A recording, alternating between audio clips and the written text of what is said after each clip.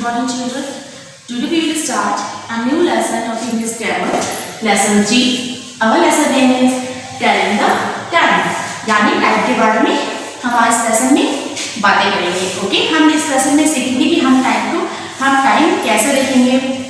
Okay, जब भी हम कभी टाइम देखना चाहते हैं या फिर किसी को हम टाइम बताना चाहते हैं तो हम अक्सर अपने क्लॉक में देखते होंगे आप लोग अपने सबके घरों में क्लॉक है, सबके पास मोबाइल फोन्स है.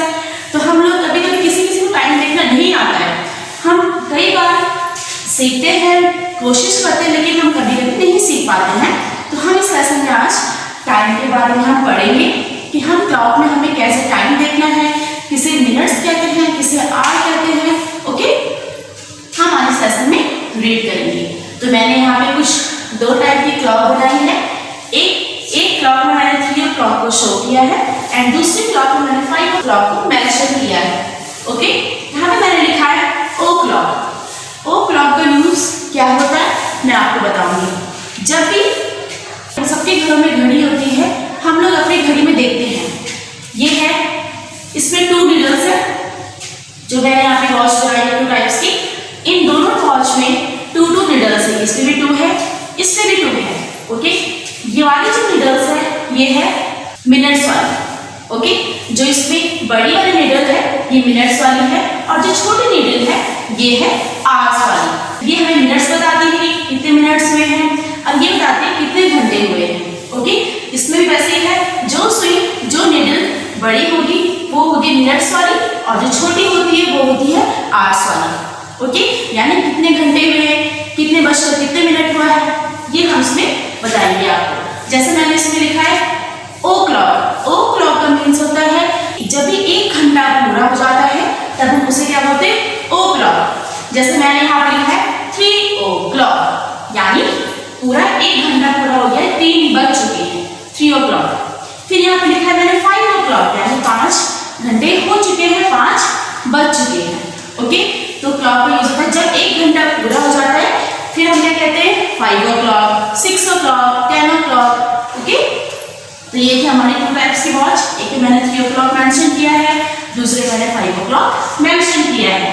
इसके बाद मैं बताऊंगी 2:30 क्या होता है, 10:30 क्या होता है. ओके ओके चिल्ड्रन, अब हम रीड करेंगे 2:30. अब मैं बताऊंगी 2:30 मीन्स क्या होता है. हाफ मीन्स हम लोग जानते हैं कि हाफ मीन्स क्या होता है, आधा. ओके, तो अब हम देखेंगे कि हम क्लॉक में 2:30 को क्या बोलते हैं. ओके, जैसे मैंने यहाँ पे इस क्लॉक में कितना हो रहा है 2:30, यानी 2 hours 30 minutes, यानी 2:30 हो चुके हैं. जैसे हम जनरली अपने घर में हम क्या बोलते हैं इसको कि 2:30 बज गए हैं. इसको हम बोलते हैं कि 10:30 बज चुके हैं, है ना. लेकिन वैसे हम बुक में क्या पढ़ेंगे इसे 2:30, यानी 2 hours 30 minutes पूरे हो चुके हैं, 2:30 पूरे हो चुके हैं. फिर इसमें ऐसे लिखा है 10:30, यानी 10:30 हो चुके हैं, यानी 10:30 हो चुके हैं. तो इसका मतलब होता है 2:30 जब 10 hours and 30 minutes कंप्लीट हो चुके हैं. ओके, तो ये था 2:30, यानी हाफ मीन्स होता है आधा. जब जैसे 2 o'clock होता है, 2 o'clock के बाद 30 minutes और होते हैं तो हम उसे क्या बोलेंगे 2:30. जैसे यहाँ पे 2 o'clock के बाद कितना हुआ 6 मीन्स यहाँ पे 30 मिनट्स है. हर समय 5 मिनट, जैसे 5 मिनट से है, 5 ये है, 5 ये है, 5 ये है, 5 ये है, 5 ये है, तो पूरे कितने में 30 मिनट्स. तो हम इसे क्या बोलेंगे 2:30. फिर यहाँ पे वैसे हम इसे रिपीट करेंगे 5 5 5 5 5 5. आप अगर काउंट करें 30 आए तो हम इसे कैसे लिखेंगे 10:30. हम इस क्लॉक को लिख सकते हैं 2:30 एंड इसे हम लिख सकते हैं 10:30. तो ये इंडिकेट कर रहा है कि यहाँ पे 2:30 हो रही है और ये वॉच इंडिकेट कर रही है यहाँ पे 10:30 हो चुके हैं. ओके, ये होता है 2:30. Okay student, now we will read about a quarter to a quarter past. अब मैं बताऊंगी आपको कि Q2 मीन्स क्या होता है और a quarter past मीन्स क्या होता है. 1 quarter में हमारे पास कितने मिनट्स होते हैं 60 मिनट्स. ओके, 60 मिनट्स का कितना हो जाएगा 50 मिनट्स। ओके, तो 1 क्वार्टर में हमारे 60 मिनट्स होते हैं, 60 मिनट्स का 1/4 50 मिनट्स होते हैं। तो out quarter to 2, it means यहाँ पे जो हमारी छोटी वाली नीडल है वो मैंने 2 में इंडिकेट की है और जो बड़ी वाली नीडल है वो 9 में है, मतलब 5, 10, 15, यानी यहाँ पे 2 बजने के लिए भी 15 मिनट्स बाकी हैं। तो हमने क्या लिखा, अ क्वार्टर टू 2, यानी अभी 2 बजने के लिए कितने मिनट्स बाकी है, 15 मिनट्स, जैसे मैंने यहाँ किया है। 1 क्वार्टर में 60 मिनट्स होते हैं, 60 का 1/4 कितना हो जाएगा 15 मिनट्स। ओके, तो 15 मिनट्स ये इंडिकेट कर रहा है कि अभी 2 बजने के लिए 15 मिनट्स है, तो मैंने उसके लिए क्या लिखा, अ क्वार्टर टू 2। ओके, अब हम पढ़ेंगे अ क्वार्टर पास्ट, यानी क्वार्टर पास्ट कैसे होता है, देखो यहाँ पे अ क्वार्टर पास्ट 10, यानी जो छोटी वाली नीडल है वो मैंने, जो स्मॉल नीडल है वो मैंने 10 में इंडिकेट की है और जो लॉन्ग वाली नीडल है वो 3 में इंडिकेट की है मैंने। ओके, इट मींस 10 बजकर कितने मिनट्स हो चुके हैं, 5, 10, 15, यानी 10 बजकर 15 मिनट्स हो चुके हैं। ठीक है, तो अ क्वार्टर पास्ट 10, जो ये क्वार्टर ही पास्ट हो चुका है 15 मिनट्स तक। ओके, तो ये था क्वार्टर पास्ट मींस क्वार्टर हो चुका है, बीत गया है, 10 बजकर 15 मिनट्स बीत चुके हैं। ओके, और अब क्वार्टर टू 2, अभी 2 बजने के लिए हमारे पास 15 मिनट्स है। ओके, तो ये था हमारा अ क्वार्टर टू और a quarter past. Okay student, now we will read about minutes to and minutes past. Past में होता है कि बीत चुका है, ठीक है ना, कितने मिनट्स हो चुके हैं और कितने मिनट्स होने वाले हैं, ये हम अभी रीड करेंगे। ओके, तो मैंने यहाँ पे लिखा है 2 मिनट्स टू 7, यानी मैंने आपको बताया जो छोटी वाली हमारी नीडल होती है वो आवर्स की होती है और जो बड़ी वाली होती है वो होती है मिनट्स की। मैंने आपको बताया था, जैसे यहाँ पे हमारी छोटी वाली नीडल 7 पे है और जो बड़ी वाली नीडल है वो 12 तक जाने की वाली है, यहाँ पे 2 मिनट्स इसमें बचे हुए हैं। जैसे मैंने यहाँ पे मिनट्स यहाँ पे आपको इंडिकेट किए हैं, जो व्हाइट चॉक से मैंने यहाँ पे किए हैं 1, 2, 3, 4, 5। आप अगर अपने क्लॉक में देखोगे तो आपकी पूरी क्लॉक में ऐसी बारीक बारीक सी लाइन होती है जो होती है मिनट्स की, वो सारी लाइनें 5 लाइन्स होती है, यानी इट मींस 5 मिनट्स। ओके, तो यहाँ पे मैंने लिखा है 2 मिनट्स टू 7, यानी 7 बजने के लिए 2 मिनट्स अभी बाकी हैं, है ना, क्योंकि मैंने यहाँ पे बड़े नीडल में मिनट्स में इंडिकेट की है, यानी 2 मिनट्स बचे हैं। जब ये 12 में चली जाएगी तो इसका मतलब 7 बज चुका है। अब हम पढ़ेंगे मिनट्स पास्ट, यानी मिनट्स बीत चुके हैं, कैसे बीते मैं आपको बताऊंगी। मैंने यहाँ पे छोटी वाली नीडल है जो येलो कलर से मैंने इसको किया है वो 10 पे है और जो बड़ी वाली नीडल पिंक कलर की है वो 2 में थोड़ी देर में ही पहुंचने वाली है। फिर मैंने क्या लिखा है 9 मिनट्स पास्ट 10, जैसे यहाँ पे 10 बजकर 10 मिनट होने वाले हैं। ओके, 9 मिनट्स बीत चुके हैं, 10 बजकर 9 मिनट्स हो चुके हैं, तो हम इसे कैसे लिखेंगे, ऐसा वैसे लिख सकते हैं, यानी 10 बजकर 9 मिनट्स बीत चुके हैं। ओके, तो ये था हमारा minutes to and minutes past. Okay children, अब मैं आपको मिनट्स के बारे में एक और चीज़ बताऊंगी।